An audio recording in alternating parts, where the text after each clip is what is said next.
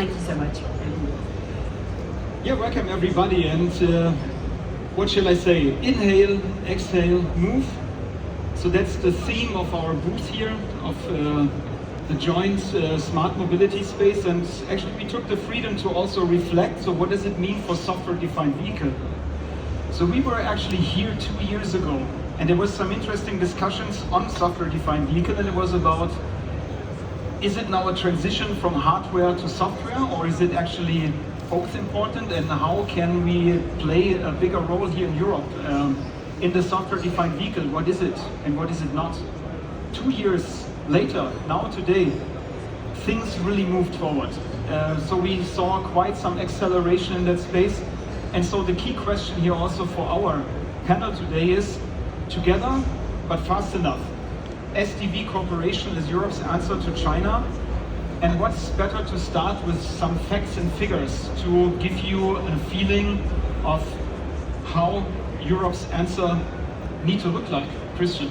Yeah, and if we look at it, we see specifically with regards to product substance and development quite some interesting differences. On the one hand side, we see currently 6 passenger vehicles from China that have an SDV readiness index beyond 50, but none from Europe. We see that the development costs on average in China is 4 times lower than in Europe. We see that the development process in China typically is much faster than in Europe. We speak 18 to 24 months in China, but 36 to 48 months in Europe. And at the same time, we see that the Chinese competitors have less delays in going to market than we typically see in Europe. Now, seeing all that makes the question much more important with regards to, are we on the right path in Europe and where are we moving? Yeah. And another point that instantly strikes us when we see such a picture. So we observe, of course, that in Europe we talk about ecosystem, we see formation of alliances, work groups, partnerships, and it's almost seemed like skyrocketing since 2024. Many things happening in the market. But will it actually be the right direction? Will it be enough to catch up to China's speed? And not only to reach China's speed, but also to accelerate to reach this speed fast enough. So what were the learnings since the last AAA, and what worked well and what worked not so well? And what directions should the Europe's players actually take in the SDV space? Of course, this is best to answer together with industry leaders, which we will now introduce to you. We have invited today 4 distinct industry leaders as panelists for you, and we'll start now to get them on the stage.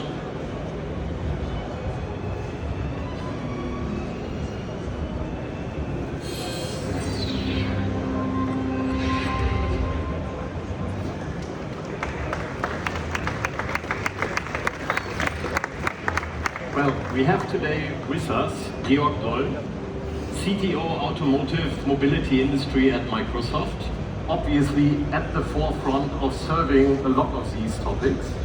Happy to have you here. Thank you. So then we have Markus Welz. Markus is the CEO at Hyundai Connected Mobility. So he's developing digital services. He has data-driven offerings, he has SDV technology, and also what is very interesting, he combines a B2B and a B2C perspective in one house. Welcome, Markus.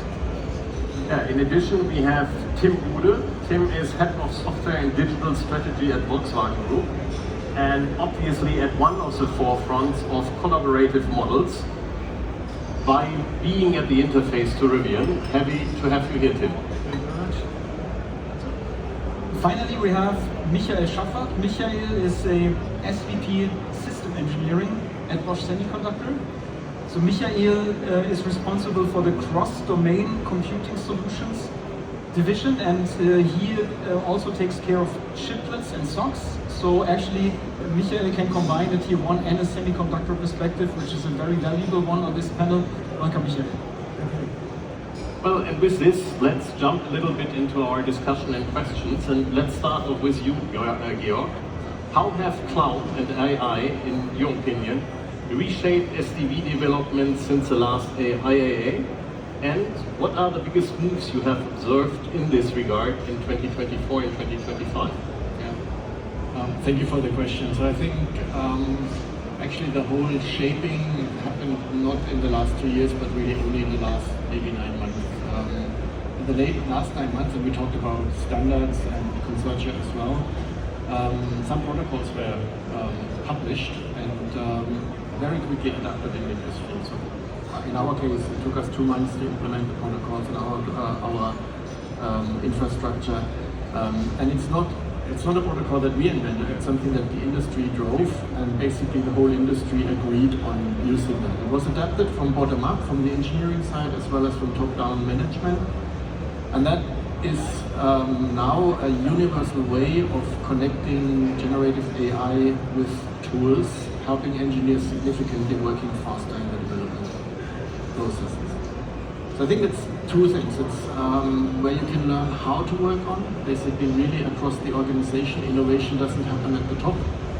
And I think the other element that is there is also collaboration and working together in the industry. Yeah, there is something great, use it. You don't need to stick on your proprietary elements, just go with what's in the market, what really fits for this use case. So building on that, Markus, so the automotive software is clearly so that's moving to a layer architecture with an operating system. We have middleware, we have application software. So that's very well known, but if you look back and reflect, so let me ask you this question: what is the nastiest and unexpected hurdle that you actually saw when you integrated the various software-defined layers? So was that technical, contractual, organizational, what was it? Well, if you ask me like that, then I would say that, I mean, we have discussed this plenty of time. We've actually read so many summaries, we have created so many articles, some with very good insights and some with banalities. And I don't want to repeat that, but we must do one thing. We need to get the things right on the macro level and really solve the cognitive problem. Because if you run a software business at scale, at much shorter cycle times, you have to work on, let's say, scalable and decoupled building blocks, right, in order to make that happen, in order to provide a experience to the consumer where we get constantly new features and value-added features over the entire vehicle life cycle. What we have to do is we have to transition from software over-the-air updates, which are more bug fixes, to upgrades which really providing additional value add. So the times when R&D is defining the vehicle, IT, the back end, and sales or after sales, the user service is long time over. So we need to stop talking about systems or system engineering.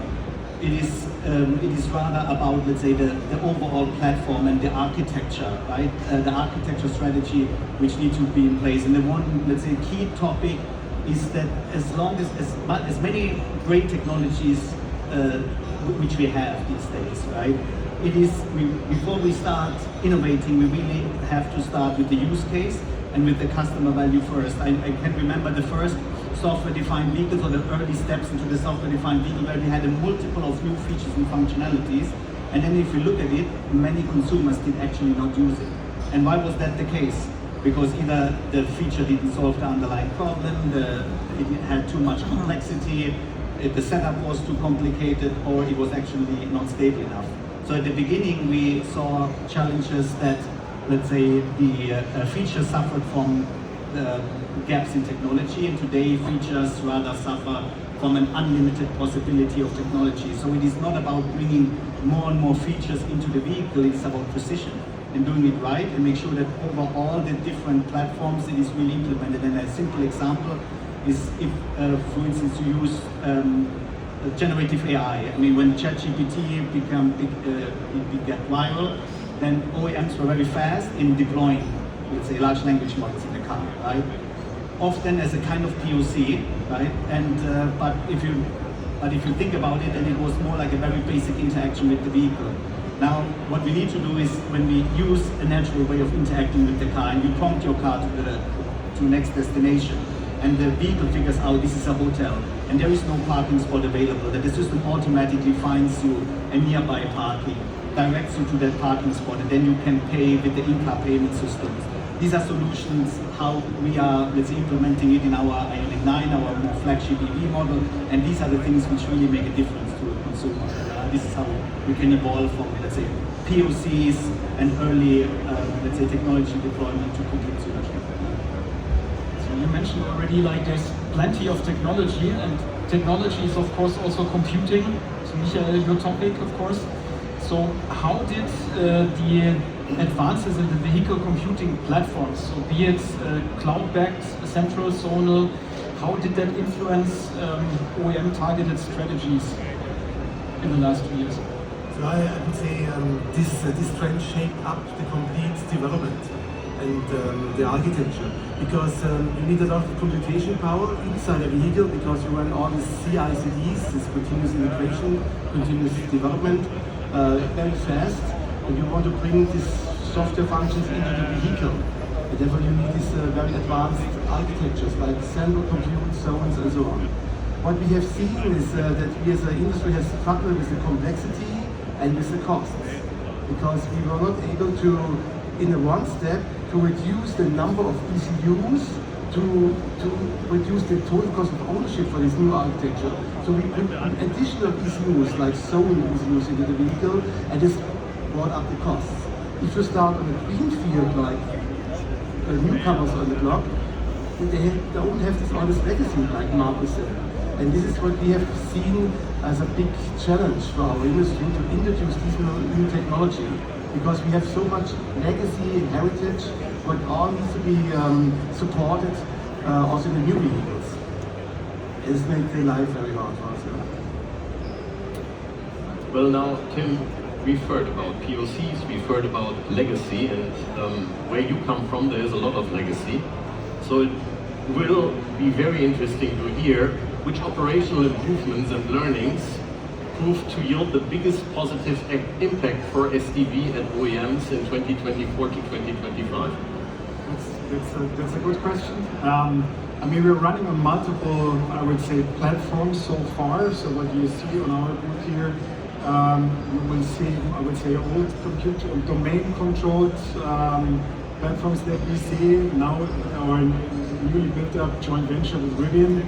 We see the future opportunities in terms of going to zonals, then get rid of some of the burdens that we have with the decentralized ECUs, so being able to update over the air and get rid of some of those legacy pieces. Nevertheless, the organization itself, from a transformation perspective, is sometimes not ready, because they are somehow bound in those old structures, and they bound in buying capacities. That's why we voted for someone like Rivian to partner with them together, to have an already defined and running software stacks that we can reuse and leverage those on a more scalable broad perspective. If we see Rivian, they have a very, I would say, small product portfolio. For instance, the Volkswagen Group, it's always difficult to have a software platform which runs on A0, A segment cars, low costs, small MEK, the cost perspective also up to D segments. So somehow you have to reflect this in the, I would say, overall architecture of the software itself to have that scalable. And this is what we've learned from Rivian especially, and this is why we go into that joint venture. This gives us huge opportunity. And if you see on the Rivian side, so now they're on the second generation stack, all the zonal architectures gives you a higher degree of freedom in terms of wiring. So you get rid of certain wirings in the car and leverage those as well. So those are the, I would say, the counterparts that we see. We get rid of certain cost elements, but we have risen cost elements in terms of the zones. That's right. Okay, well, thank you for that insight. And now, Georg, we've heard about what has been learned a little bit. POCs, legacy systems, how to deal with them, complexity reduction if you run with a greenfield. Now, if we look and talk about the China approach, what do you think the automotive players, specifically in Europe, can still learn from tech players to catch up with China's speed? Any concrete examples, for example? I think when you look on how we develop software or how do we develop vehicles in the traditional way, and that's not only in Europe, it's actually around the world, the traditional OEMs, we build them in a very distributed manner. So we have a lot of suppliers, we have a very distributed interfacing, we have a lot of communication losses in between. And I think what we can learn there is, to some extent what you said, build better compartments that are fully sustainable, that are fully autonomous in their own operations. And these are things that happen in software companies always. So if you look on examples of operating systems, platform investment, rather than investing in the functionality, the investment goes into foundation, in building proper building blocks that you can put together. I think what we've done in the past, defining functions, features top down, and then building the entire software stack and the entire vehicle, causes a lot of, I would say, waste engineering, because you reinvent the wheel again and again. And I think this is something that has been done very different in the new startup OEMs. They basically took what's there, they looked into the platform, what the platform is capable, and then built awesome products with the capabilities of the product, of the platform, not the other way around. And this is very much like tech and software companies work as now. The investment goes much more into the platform, into the stability of APIs and the continuation of APIs, rather than the individual feature.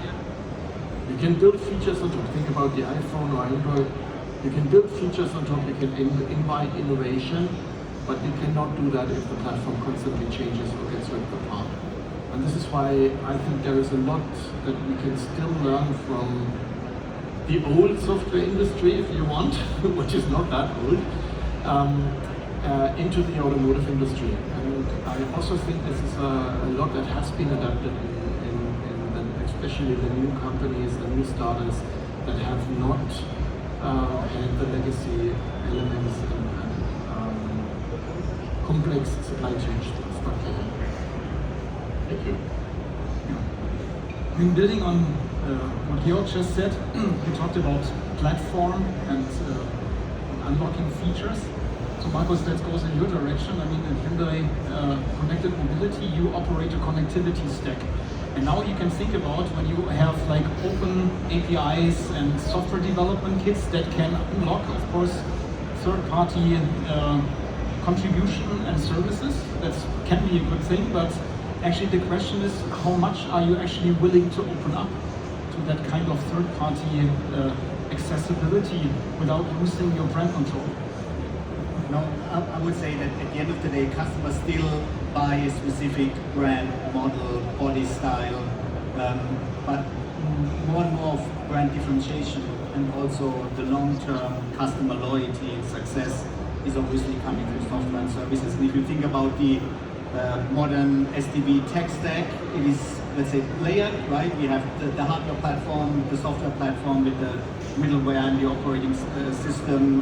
We have the application layers with the ADAS, the infotainment system, connected car, UI UX, cloud backend, and also everything around it with communication. And here's the thing, right? This is not all of these layers are equally important or differentiating. So from our perspective, we rather look, okay, where does it make strategic sense to put our resources, time and money, and where do we partner? And also there is not this one layer which we believe is the most complex or the most challenging. Actually the orchestration of these SDV stack as such and managing these interfaces and bringing together, let's say, the functional portfolio, the architecture generations with a lot of legacy and new vehicles, let's say, different powertrains, different infotainment system, different operating system, but then also the new vehicle model launches at the same time. So, but when we talk about, I mean, what are we doing ourselves? I mean, Hyundai is traditionally an OEM which is doing a lot in-house. One thing which is rather different is, for instance, that we have our own tier 1 in-house, so Hyundai Mobi. So we have, let's say, decades of experience in building our infotainment systems. We have, let's say, ADAS systems, and companies like Hyundai Connected Mobility building the connected car platform, feature on demand, payment systems, right? And then, let's say, doing the full integration and bringing digital services to life. Now we've also acquired, like many other companies, we've acquired, let's say, a software company called 42Dot, where we're also in-housing more, let's say, competences when it comes to AI, whether it's agentic generative AI, when it comes to, let's say, SaaS platform management.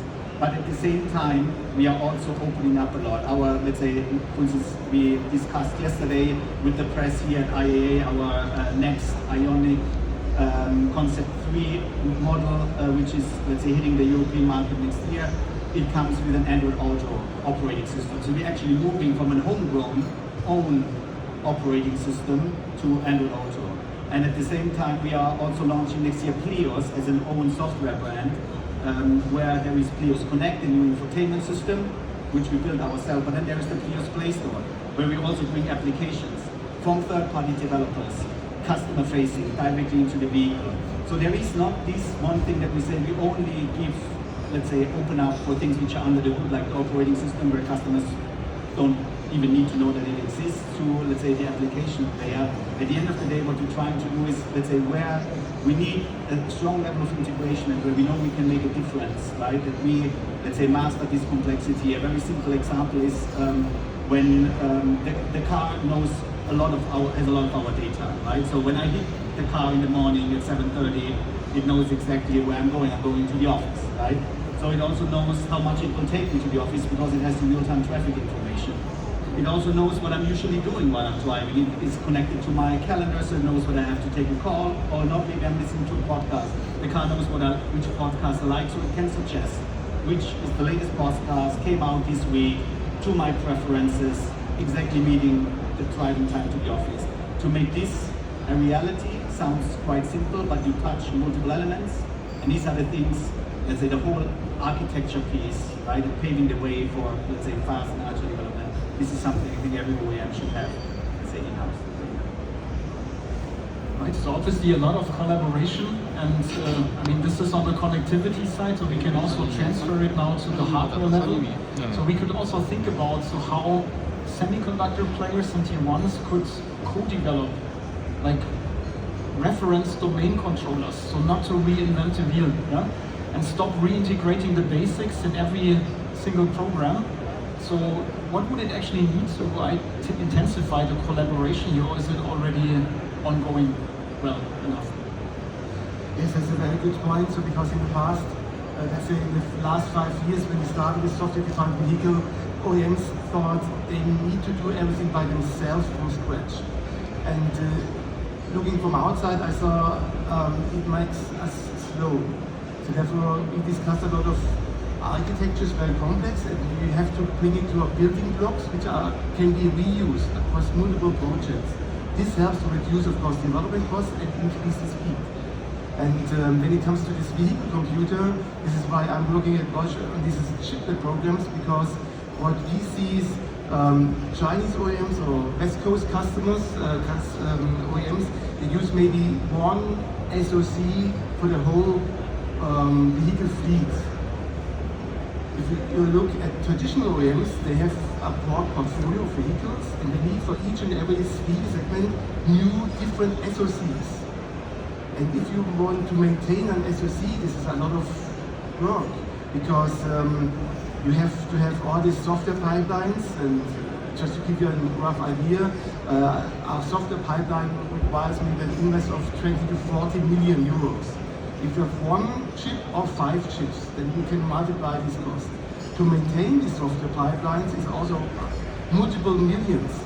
And if you have maybe a development team of 1,500 engineers, you have only to maintain one SoC, then they can use a lot of engineers focusing on feature development. If you have to maintain 5 chips, then you have to port all the same functionality on multiple times. This is eating up your resources. And therefore, this makes us slow, because the number of engineers who can work on new features is shrinking if you have to support multiple SoCs. And this is why we believe we need to have high performance compute on one architecture which is scalable. And this was our rationale to push chiplets. And what we are doing is now, so we establish a standardization with OEMs, with the European OEMs, and we also work with Asian OEMs and also North America to build the standard. And we made the first big improvement that we were able to align the architecture of these chiplets with the OEMs. And this is now for me a game changer. Then we can have this reuse and by one architecture which is scalable. Because chiplet is the idea that you disaggregate a big monolithic chip in these modules, and you can scale by doubling the numbers of performance compute, but it's the same chip, just twice of triple or one. And this is how we want to become faster and reduce the cost. This is our approach. Well, having listened to all of you, it's quite obvious. In the end, it's a little bit about what capabilities do I want to have in-house, where do I want to differentiate, and how do I come to a conclusion. Now that sounds easy, but I would like to understand from your perspective, Tim, which collaboration forms between OEMs and suppliers do you think will gain further traction in that environment? Part one of the question. And part two, if you look around, there are different alliances forming. And if you look at from your perspective, which ones do you think are the most promising and why? Yeah, I think what we're used to as OEMs to treat everyone as a supplier, to say to crunch costs and all that. I think there are many people in the room who know how our procurement departments are working. But I think we're moving into a different direction, so we have to take an angle into that to say, okay, where are the strategic control points that we need somehow a deeper integration, because they are long forward where we go.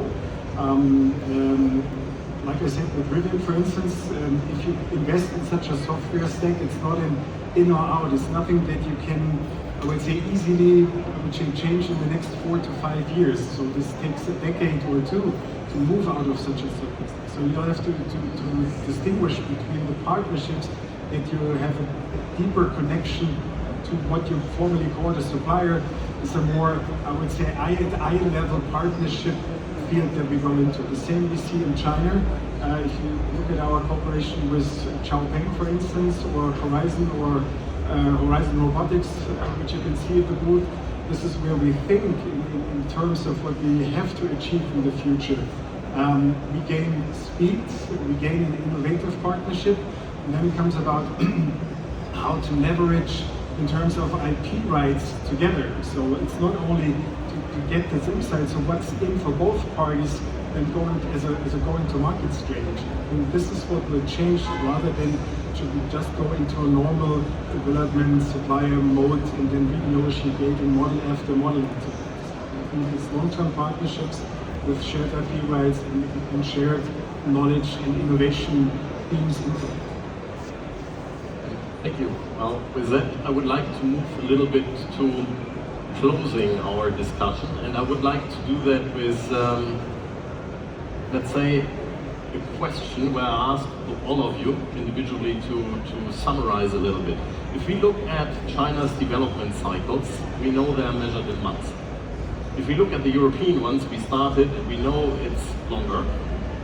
Now, where do you guys see a realistic European speed limit for SDV releases, on the one hand side, and on the other hand side, what would it take to cut that in half? Because that's ultimately the question. And maybe we start simply around the road. All right, so I lived a couple of years in Asian Pacific, so I worked with Korean, Japanese, Chinese, Indian, and when I look at this Japanese and German, it's very similar to how we make decisions. Very complicated hierarchy of a hierarchy, and we had to show it takes to sign an NDA to clarify all the IP rights between the established cultures, the same amount of time Chinese bring something in mass production. And so it's decision making. I would say what we have to think, and then we also have a distributed development. So we work this approach with multiple regions and to hand over these requirements and back forth and validate.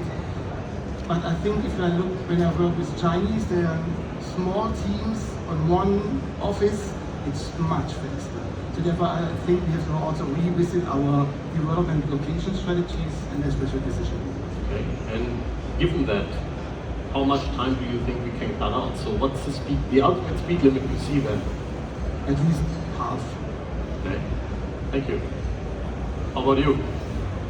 Well, I mean, I'm a German native, automotive by trade, working for an Asian company. I think speed limits is not really my thing, right? But if you think about it, I mean, as Hyundai, right? We consider ourselves a global company, headquartered in South Korea, but actually with a very strong footprint here in Europe. And this is not only about sales and after sales; it's about manufacturing, it's about technical design, it is about the R&D centers, it's about software development, operations, even of the backend system. But some tipping points have been reached, right? And one thing which is deeply embedded in our nature is in what in Korean we say pali pali midi midi, and this is, let's say, in everything what we do, let's say it's about speed, very precise in planning, but in a hardcore speed in execution. And this is what we live and breathe every day. And the tipping points which I've really touched on is like, I mean, let's say combustion engines will not be the future of automotive, even if we produce them for many years. And no, I mean, a modern car without a compelling software stack will not be accepted by the consumer, even if it is a sports car. And also, if you still need 3 years from, let's say, planning to start of production, you're not a market leader. And this is not where we are today, and certainly not, let's say, what we aspire as a benchmark. But I mean, I think the car is becoming the ultimate IoT device. So technology, speed, and scale will matter more than ever before, right? And I think important is not only what is happening under the hood. I think a lot of baselining will be done by most of the industry in the near future. That there is this building blocks, the scalable, and then it is really about, let's say, how we bring, let's say, new features based on these existing building blocks into the newer vehicles, and then naturally, I mean, the speed will increase, right? Because this is, I mean, if you don't have to imitate a software company, but even if you build on the strong heritage of, let's say, an OEM, and then get more into, let's say, a software production at scale, then you will gain speed naturally. Okay. So below 3 years, I understand, but the hurdle.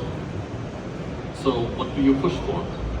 In 3 years, I think is not our aspiration level. I think this is something we, thank you, so have passed already. But I would say, I mean, cutting in half is ambitious, but also I think doable. Georg, how do you look at that?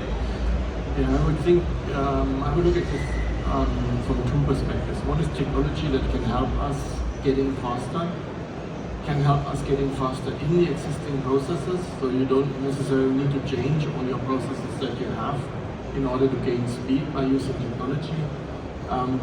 Also on the technology side, the modularization, but then with the modularization we start going into the thinking process, decision-making process. Yeah? What I said before, we need really focus on reuse. We need to decide what is a platform function, how do we enrich a platform before we think about the feature. And then we build what is the feature out of the existing platform. So this decision-making process, this distribution of decision, this enabling of people, that's a cultural change that's required. A cultural change towards training, giving people time to think, to innovate, making sure you have a culture that keeps every person responsible for speed, as you said. And I think this is the harder part. Technology part, they're a very easy task. You can implement in the next 3 months or in the next 6 weeks or in the next half a year. That can get you a much higher speed and the current velocity. But technology will not help you with these, making a company fast. Fast you get from making distributed decisions, enabling people to make decisions, give them responsibility, And that can only work if you have a very disciplined process inside the company. You cannot have everybody just running around like crazy. It needs to be more like a Wiener Opernball, and they have very strict rules. But then you have a proper output. But everybody in there needs to know where you're working, needs to be enabled, and doesn't need to ask his boss, before he can actually move. And that's the hard part of the cultural transformation. I think that is where, particularly, I think here we in continental Europe suffer. And you mentioned Japan, it's a very similar cultural barriers that we have there. We always try to secure and make sure we are safe. There is something that we did, so the cover my ass strategy to say, instead of taking responsibility. And that's a cultural transformation that's required. So that's why I look into this in two areas. The one area is really technology that can help you fast, and you need to deploy this technology. But on the second side, you definitely need the way your company runs, the way you think. Tim, you mentioned about this going in completely new ways there. I think this is exactly what is needed. And then you will ask me how fast. Well, the MEB is out since 2019, and there are 49 different vehicles on it. Make the math. If you just take 5 years divided by 49, what's the average time to get a vehicle out? You need to look at it that way. So it's a huge difference whether you build a platform, a foundation, Windows, Stone Age old if you want, right? Or Android, not that old, but still a very stable platform, or Mac OS, versus the number of applications and features that you put on top. If you say I need 18 months for a platform, I would say that's maybe not the technology I want to build on top. But if you say it takes me 12 or 18 months to put a vehicle on top of a platform, I think that's where we need to go. Okay. Thank you. And Tim, how do you look at it? Yeah, I think I would fully agree to there. It's a completely different game if you have to build a new software platform itself to say, okay, to configure it, and then to roll it out in a scalable manner. So if the platform is already, I think the car on top of that is something that you can easily achieve between 2.5 years. That's not the 49 in 5 years. That's actually what we are aiming for, to go into that direction. But you'll have to have that platform that is capable of doing so. So that's the interesting piece to it. And if you see, when we look at the Chinese OEMs and we say, wow, how fast they are, but there's also something about the integration and about the value chain that they cover. We recently just had an inside interview at Xiaomi, for instance. They take many parts out of the industrial, already commoditized system that they have in China, from batteries, from data and other things, and then they are coming from the software piece, so they have already a platform, and then they have the ecosystem with it, and this is what gives them the lightning speed that we'll see, and then we see, wow, but they're coming from a different angle into that market. We come, like Jörg said, we come with the legacy pieces into that, and then we'll have to see how to move that onwards, and our old platforms are not capable of doing so. So that's the point. But I'm very confident that we are able to achieve one of the first cars with our joint venture within, let's say, somewhere around 27. So, which is by closing the deal in end 24, which means 2.5 years, the first car with the new software platform. Let's see if we can prove so.